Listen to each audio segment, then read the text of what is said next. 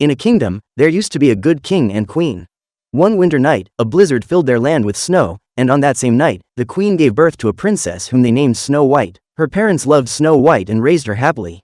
Snow White grew up to be a beloved and kind princess, but suddenly, the queen fell ill and died. Snow White and her father were heartbroken by the loss of the queen. One day, an enchanted woman appeared in the kingdom. She was beautiful, and the king quickly became interested in her. So he married her, but she was not as she appeared, she was evil. She cared too much about power, and after marrying the king, she quickly seized control. Furthermore, she had a magical mirror that answered one question she often asked: who is the fairest of them all?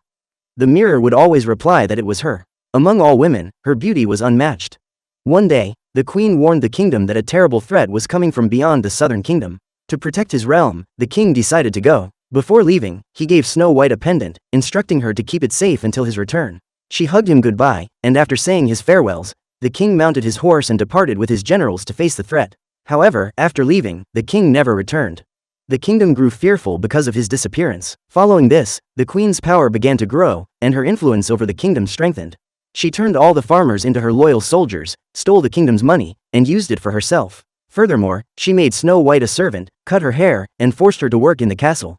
Years passed, and as they did, people forgot that a princess named Snow White ever existed. Even Snow White herself forgot she was a princess, believing she had always been a servant. One day, as she was cleaning, she heard a strange sound. When she went to investigate, she discovered a man stealing bread. She asked what he was doing, and he replied that he was just browsing. Then she told him to put back what he had taken. He refused, arguing the queen had plenty, while his family and friends were hungry. Snow White suggested she could speak to the queen on his behalf instead of stealing, but he insisted the queen didn't care, as she was detached from common people's suffering. Snow White retorted that the princess would care, yet he replied that the princess hadn't been heard of in years, even doubting her existence. Snow White insisted the princess constantly thought of ways to help her people, but he reminded her that she wasn't acting on those thoughts. As they talked, guards announced an intruder. The man hurriedly left, urging Snow White to take bread for herself and the princess, then rushed outside. Standing by a well afterward, Snow White decided to speak with the queen. She approached the queen in the castle as she was dining. Seeing Snow White, the queen asked if her chores were finished. Snow White confirmed they were and began discussing how the people struggled, thinking perhaps the queen was unaware. Snow White reminisced that her parents baked pies for their people, but the queen dismissed this, claiming pies were luxury, which distracted people. Snow White continued urging kindness, but during their discussion, soldiers entered with the man who stole the bread. The queen confronted him, and he defiantly stated he remained loyal only to the true king, not to her. Angered, the queen ordered his house burned, but he mockingly replied he had no home. She then commanded he be taken to the dungeon. Snow White intervened, arguing that justice mattered, yet punishment shouldn't exceed the crime. She reminded the queen that her father would have shown mercy. This enraged the queen further, leading her to punish the man by mirroring his crime, stealing from him as he had stolen from her. She ordered soldiers to strip his clothes and tie him to the gates to freeze. Afterward, the queen pushed Snow White toward a mirror, forcing her to look at herself and reminding her that her words meant nothing. Snow White then saw the man tied to the gates and ran to free him, giving him bread. As he prepared to escape, she asked what the outside world was like. He invited her to come and see, but she declined. He praised her bravery in confronting the queen, encouraging her to believe in herself. Snow White urged him to run, and he escaped. Watching from the castle, the queen saw this, becoming furious. She approached her mirror and asked again who was the fairest of them all. The mirror replied another maiden had taken her place. The queen then realized it meant Snow White, so she called for her huntsman and instructed him to take Snow White to the forest, telling Snow White she could pick apples there. Once there, he was ordered to kill her, cut out her heart, place it in a box provided by the queen, and afterward, he could have whatever he desired. The huntsman took Snow White to the forest, where she began picking apples. As she picked apples, she kindly offered one to the huntsman, making him feel conflicted about his task. He drew his blade and pointed it toward her, prompting Snow White to ask why. Unable to carry out the queen's orders, he confessed the queen's madness and warned Snow White never to return to the kingdom. He mentioned she didn't even know the truth about her father and urged her to flee before he changed his mind. Snow White fled into the forest, where the trees seemed to come alive, pushing her and causing her to stumble repeatedly. Eventually, she fell into a river, and upon emerging, she saw glowing eyes in the darkness. Frightened at first, she soon realized it was just a deer. Snow White offered the deer bread, gently feeding it, and soon more animals appeared. By morning, Snow White found herself surrounded by many friendly creatures. They led her to a small cottage deep within the forest. Everything in the cottage was small. She called for the owners, but nobody responded, so she went upstairs and lay down on one of the tiny beds. The animals covered her with blankets. After some time, the owners of the cottage, 7 dwarfs, returned home from their work, singing, tired from their long day. As they entered their bedroom, they discovered Snow White lying in one of their beds. When Snow White suddenly moved, they were startled and quickly ran out. However, one dwarf got stuck inside as the door closed before he could leave. Left with no option, he cautiously approached the bed and lifted the blanket. Snow White woke abruptly, screaming, which caused the dwarf to panic and hide. Snow White reassured him gently, telling him she only wanted to talk. As they stood staring at each other, the other dwarfs returned, armed with tools, prepared to attack. Soon, however, they realized she was a human, not the ghost they'd feared. They questioned who she was, suspecting she might be a bandit, as bandits were typically the only humans hiding in the forest. Snow White decided to leave, but before she could go, one dwarf asked her name. When she said her name was Snow White, they recognized her as the princess and followed her downstairs. She explained that the queen had tried to kill her, which is why she fled. Most dwarfs invited her to stay until she could determine her next move, although one protested. They revealed that they were 274 years old and began introducing themselves. Snow White understood they were magical creatures. As they talked, a storm began, prompting Snow White to request shelter for the night, as it was impossible to travel during the storm. Meanwhile, at the kingdom, the queen asked the mirror again, "Who is the fairest of them all?" The mirror responded that beyond the castle walls, Snow White was still alive. Furious, the queen became angry at the mirror, but it insisted it spoke only the truth. The fairest still lived, and it was not her. When the queen opened the box expecting a heart, she found an apple instead. Enraged, she seized the huntsman she'd ordered to kill Snow White. As soldiers restrained him, he admitted he didn't deserve mercy but begged the queen to show mercy to Snow White, pleading with her to become a better person. Ignoring him, the queen ordered another general to find Snow White in the forest and bring her back. Back at the dwarf's cottage, an argument broke out during breakfast. It quickly escalated into a fight, resulting in things breaking all over the house. One dwarf got hit on the head with a bowl, spilling food all over him. Angry, he stormed outside. Snow White followed, attempting to speak to him, but he was too shy and unable to speak. She began teaching him how to whistle. Excited by this new skill, he returned to the others to show off his whistling. Snow White followed him back inside, telling the dwarfs they should listen to each other and reminding them they'd lived together too long to fight daily. She surveyed the messy cottage, handed them cleaning supplies, and encouraged them to whistle and sing while cleaning together. Soon, they happily began cleaning, whistling, and singing. The dwarfs became very happy, and Snow White told them that every day in the kingdom had been like this while her father was still there. Remembering what the huntsman had said about her father, she wondered if he might still be alive. She then told the dwarfs that if there was any chance he was alive, she had to search for him. Snow White decided to leave despite the dwarfs' warnings about bandits and danger. Determined, she asked them to point her toward the southern kingdom. They went outside, pointed her in the right direction, and headed off to start their day's work. She began walking through the forest, but soon was pulled aside by the man she'd freed at the castle. He hid with her behind the trees, and moments later, castle guards appeared, searching for her. Quietly, she explained she had fled because the queen tried to kill her.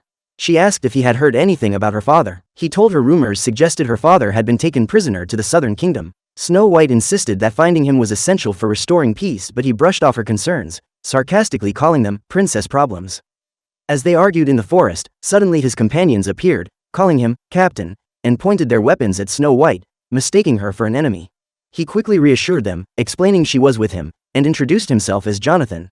As they talked, guards approached again, forcing them to hide behind a cliff. Jonathan urged Snow White to run, but she insisted on staying to help them fight. Firmly, Jonathan told her she must run now, and they would handle the guards. Reluctantly, Snow White obeyed and fled, but soon she decided she couldn't abandon them and turned back. Standing afar, Snow White called out to the soldiers, telling them she was the one they were looking for. The soldiers rushed toward her position, but discovered only her clothes hanging from a tree branch. Snow White herself had vanished. She had secretly taken a horse and returned swiftly to Jonathan and his men. Jonathan told her the people had forgotten what life was like before the queen's rule, and that is why they fought in her father's name. He promised her they would find her father. Just as they stood to leave, a guard spotted them and fired an arrow aimed at Snow White, but Jonathan stepped in front, taking the arrow himself. Realizing Jonathan needed immediate care, Snow White brought him, along with his friends, to the dwarfs. However, the dwarf doctor initially refused treatment because Jonathan was considered a bandit. Snow White pleaded, explaining Jonathan wasn't a criminal, but a man standing for justice. Eventually, her persistence convinced the doctor, who agreed to treat Jonathan. Jonathan was brought inside the cottage and cared for. When he finally emerged, walking on his own, everyone celebrated.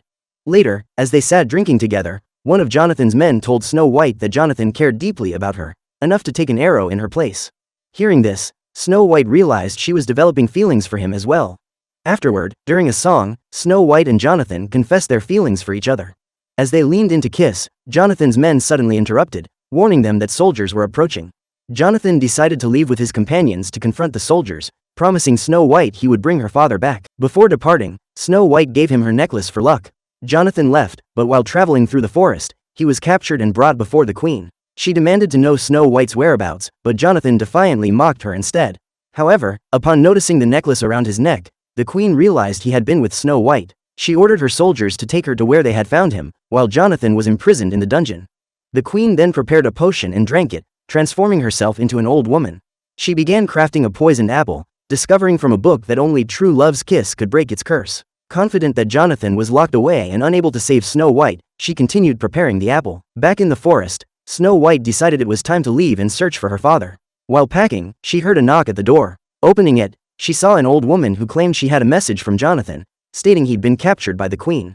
At first, Snow White was skeptical, but when the old woman showed her Jonathan's necklace, the same one she had given him, Snow White realized Jonathan truly was in danger. Determined, Snow White prepared to leave for the castle immediately, despite the old woman's warnings of danger. As Snow White began her journey, the old woman offered her the poisoned apple, suggesting it would sustain her along the way, and claiming it was a small kindness in return for all the good her father had done for the kingdom. Meanwhile, the animals rushed to alert the dwarfs of the danger. The dwarfs hurried back to the cottage, but before they could arrive, Snow White took a bite of the apple. Instantly realizing something was terribly wrong, Snow White confronted the old woman, who revealed she had known Snow White's father and had personally killed him. Snow White recognized that the old woman was actually the queen in disguise, but before she could react, she collapsed to the ground.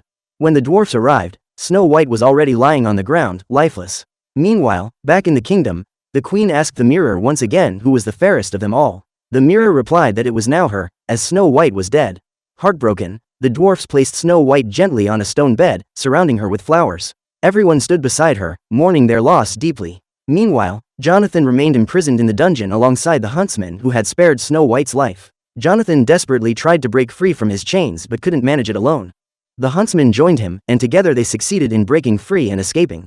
Jonathan quickly rode a horse into the forest to find Snow White, but upon reaching her, he was devastated to see her lifeless body. Overcome with grief, Jonathan tearfully kissed her, intending to say goodbye. Yet, at that moment, Snow White suddenly awakened. Joyful, they embraced and kissed again.